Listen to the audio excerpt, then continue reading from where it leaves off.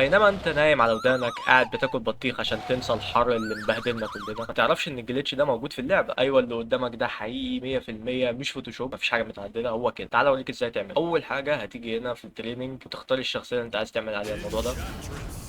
تخش اي ماب، بعدها هتغير الشخصيه دي لاي شخصيه تانية بسلاح تاني. على سبيل المثال انا هقول ايموجي، بعدها نكتب ايموجي الجريت سورد مثلا، نقعد نتنطط بيه شويه كده يمين وشمال. بعد كده نرجع تاني فين، ندوس بقى اف 7 عشان نعمل نرجع لورا بالفريمات. ندوس بقى اف 5 عشان نرجع خالص الحته اللي احنا كنا فيها. تقدر ترجع شويه لحد اما تلاقي الشيء ده في ايدك. بعد كده تدوس اف 7 وديك معاك جريت سورد. شوف ازاي كلام جميل جدا.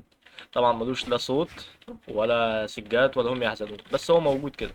وجميع الأسلحة برضو اللي موجودة في التريننج اللي هتعمل بيها الخطوات دي، على سبيل المثال لانس، بو، كتارز، بلاسترز، أي شيء تاني، كل ده ملوش صوت ولا سجات، عشان الكلام ده المفروض ما يحصلش. عامة اديك خدت معلومة رايقة ما تستحقش اللايك.